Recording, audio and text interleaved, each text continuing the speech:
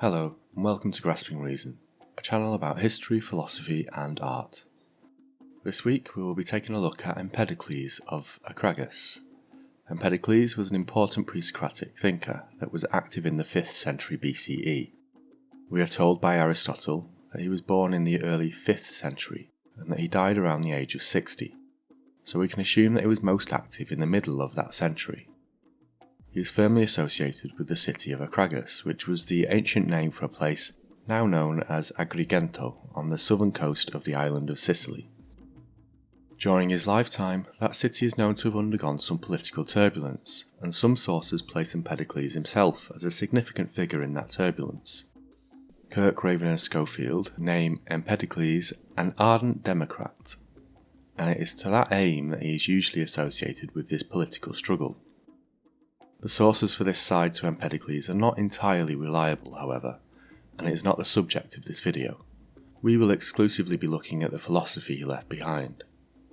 And Empedocles has left us much philosophy. Out of all the Presocratic philosophers, we have the most extant fragments for Empedocles, which can be seen as a testament to the huge influence he had on the philosophical tradition that followed him. Known as an accomplished poet, all of the extant fragments we have are in verse, and they are usually split under two titles, On Nature and Purifications.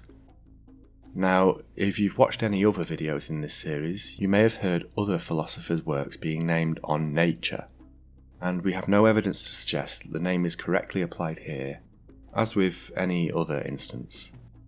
It seems to be a form of categorization of ancient works rather than the title of works ascribed by their authors. The same may be true of the title Purifications too. It should be known that the split of Empedocles' work into two titles is contested, with some viewing the two works as one larger treatise, while others view them as obviously distinct. On Nature describes the physical world and an ontology underpinning it, and it is addressed to a single figure in Personius. Purifications appears to be focused entirely on theological concerns, rituals, and injunctions, and is addressed to the people of Acragas. These distinctions may suggest separate works, but that isn't necessarily the case. To a modern reader, that meta-analysis mostly won't be of consequence. It is worth pointing out, however, that the discovery of a document known as the Strasbourg Papyrus in 1994 gave us some new insight into the structure of Empedocles' works, and adds weight to the interpretation that suggests that there is only one work. Of the extant fragments we have, some are so small, sometimes just a single word, that they can barely be considered a separate fragment. But others are fairly lengthy, giving us something more tangible to work with than for other ancient authors. With that in mind then, let's unpack what we know of Empedocles' philosophy.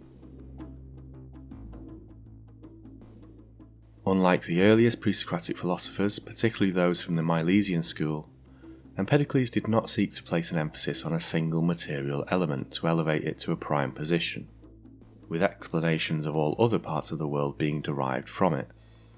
For Empedocles, there were four material elements, four roots. Here first, the four roots of all things, shining Zeus, life-bringing Hera, Adonis, and Nestis, whose teardrops are a wellspring to mortals.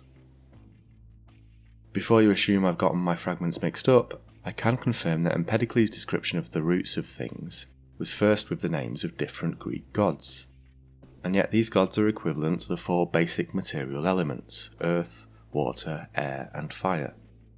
Most of the fragments will describe the roots with reference to these material elements, but even though we have extensive fragments for Empedocles, we don't have enough to tell us just how exactly the stated gods and the elements equate to each other. It may be that, to the ancient Greek ear, the equation was self-evident, but if that was the case, that hasn't arrived to the modern day intact. So some discussion on this topic still occurs, and no analyst can truly claim to know the truth of the matter. We can assume that Nestis, another name for the goddess Persephone, represents water due to the dimension of her watery teardrops. Adonis was another name for the god of the underworld, Hades, and perhaps that location suggests that he can be equated with the element earth, although another fragment tells us that fire burns under the earth, which is where we usually assume the underworld to be.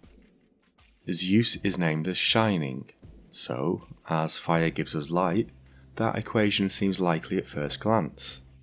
Yet, in another fragment, Empedocles names air as bright, which may instead suggest that shining Zeus is air.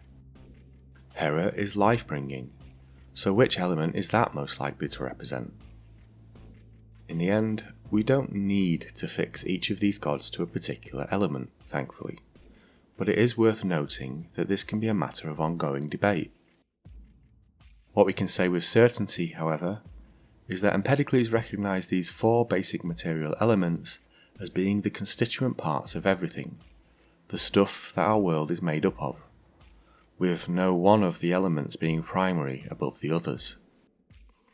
This appears to be a new way of understanding the material world, and Aristotle would later claim that it originated with Empedocles before adopting and expanding upon this understanding himself. While this gives us the constituents of our world, however, it doesn't tell us anything about the process of how things come to be from them. That is where the forces come in, and this time we have two, namely love and strife. Love is a uniting force, binding the elements together.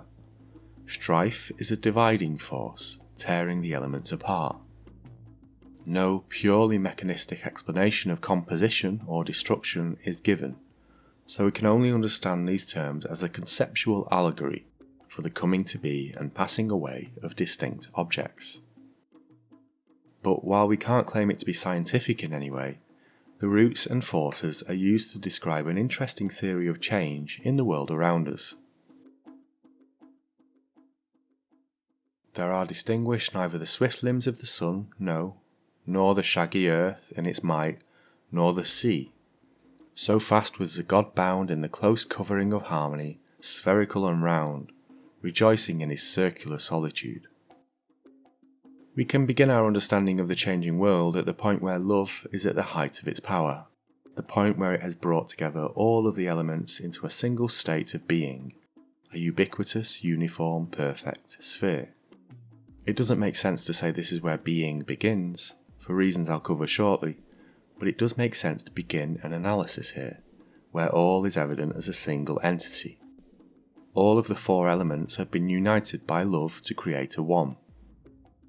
Distinct objects are not a thing at this stage, only this oneness.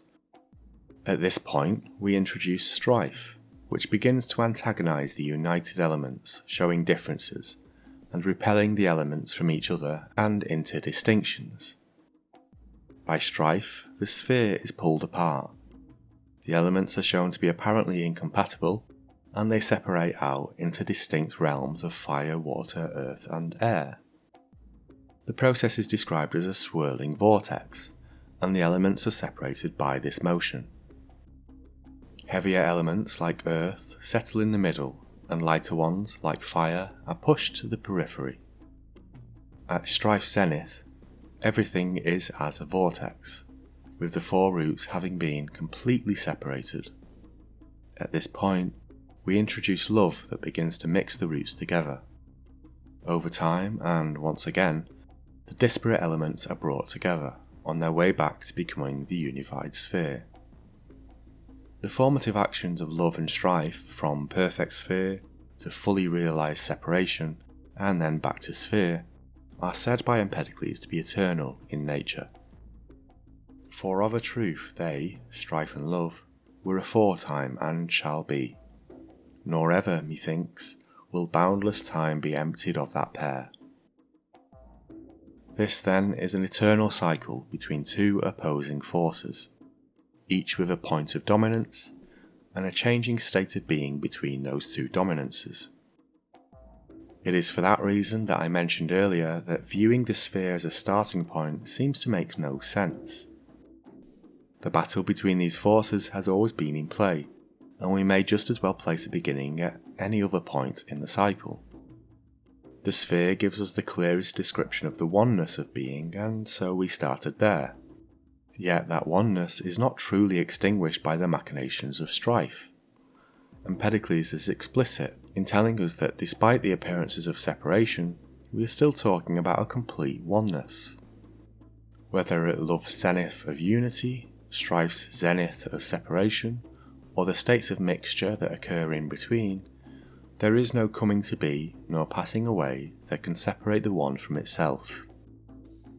There is no coming into being of aught that perishes, nor any end for it in baneful death, but only mingling and change of what has been mingled. Coming into being is but a name given to these by men. It is worth pointing out here that another Presocratic philosopher looms over this area of Empedocles' philosophy.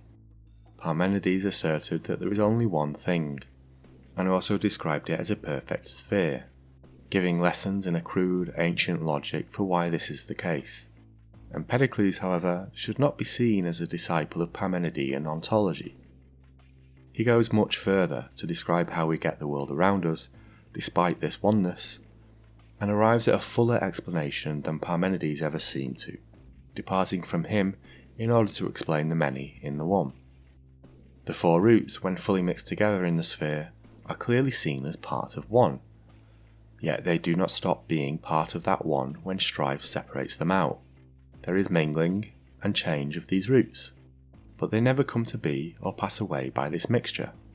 Empedocles can be called a pluralist, and often is, thanks to his identification of the four roots, four eternally existent elements. Yet, in some respects, he is also a generous monist, by asserting that these roots are merely constituent parts of being as one. The distinction between these two opposing views of plurality or monism breaks down when applied to Empedocles, and I personally believe we should abandon the application of them to him.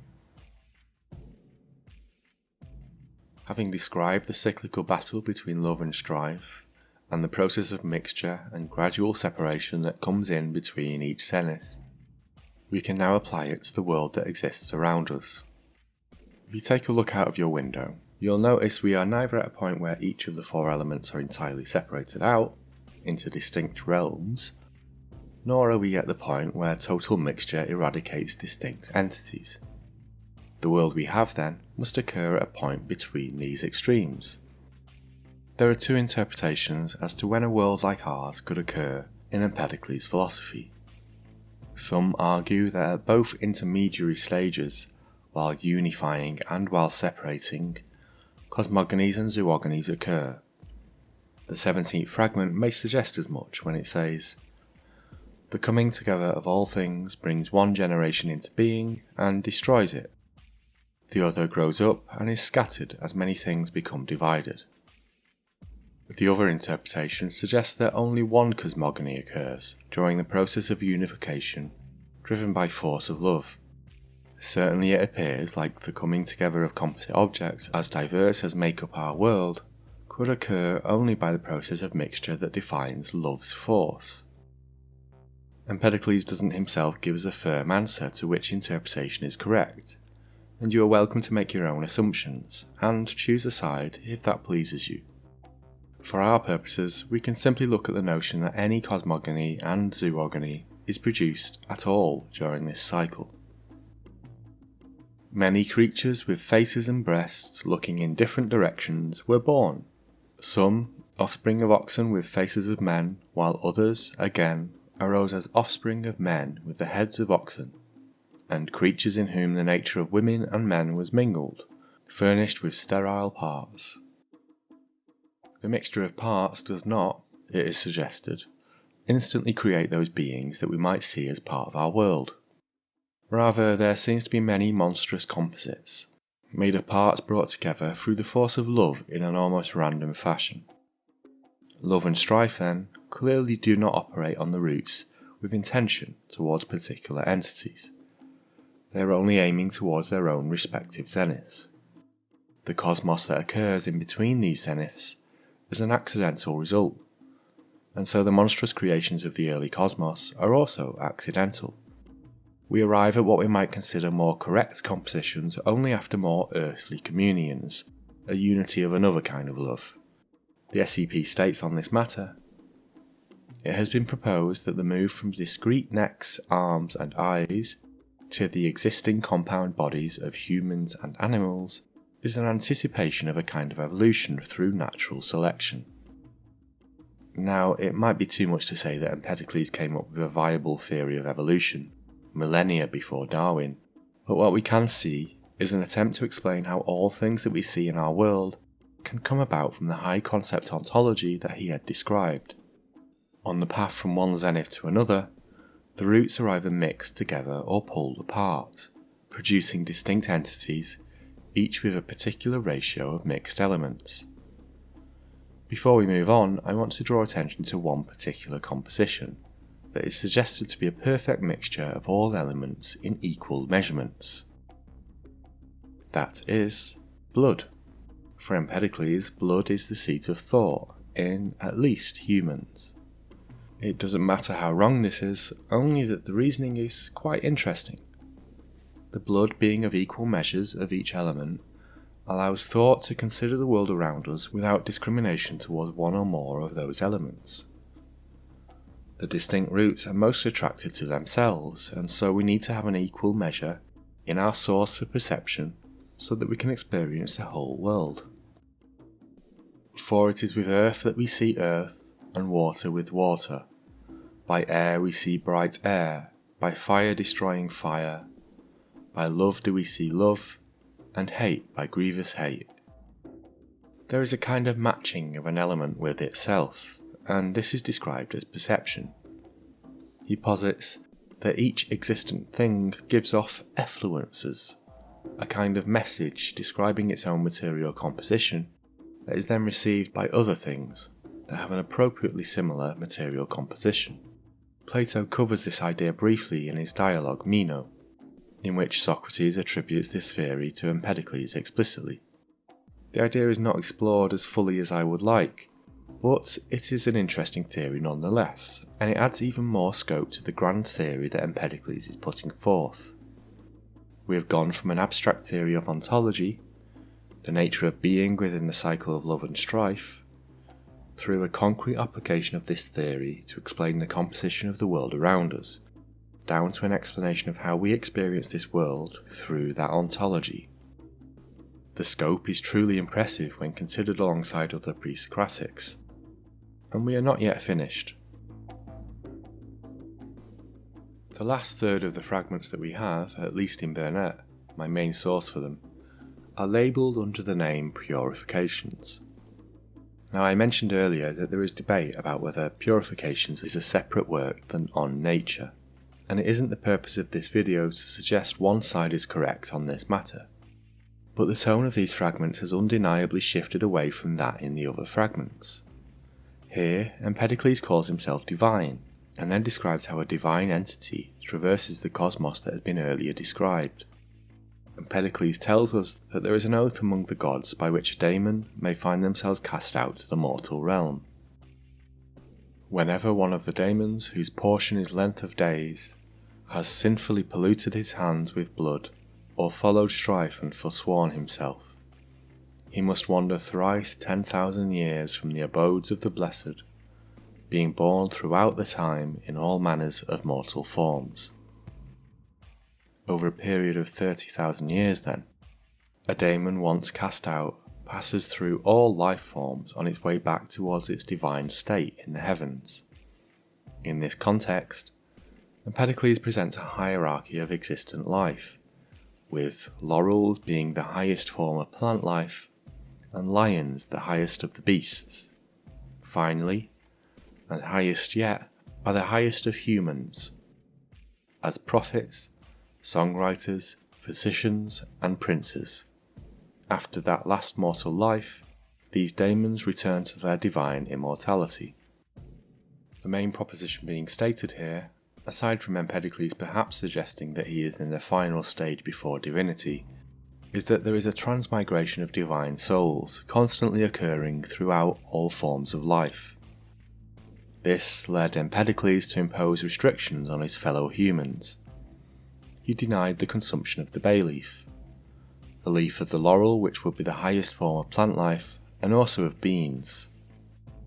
He also proposed a strict vegetarianism, equating the consumption of any meat as being like cannibalism of one's own sons, fathers, or mothers. These injunctions are often associated with the Pythagoreans too, but where we have no reliable evidence that Pythagoras ever made these restrictions, here Empedocles certainly does. It is difficult to make these assertions fit neatly into the ontology that was described earlier.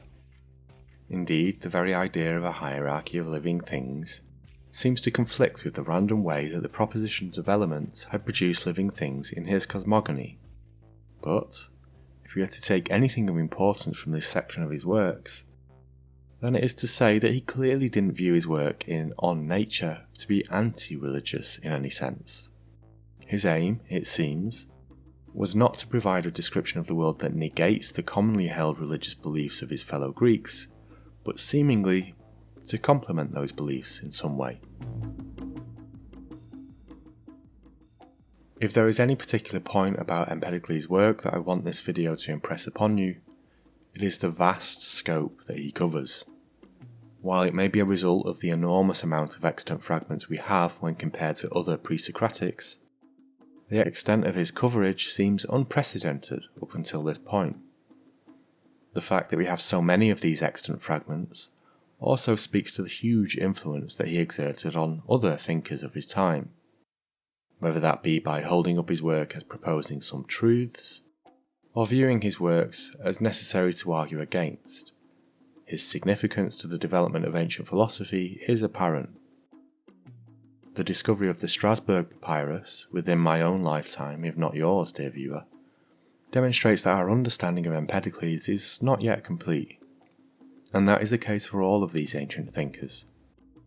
Who knows what new document may be uncovered that could change the story of any one or all of the pre-Socratics. Thank you all for watching till the end. Please, as always, show your love for the channel by pressing like and subscribing if you haven't done so already. Let me know how I might have improved this coverage of Empedocles in the comments section below, and until next time, goodbye.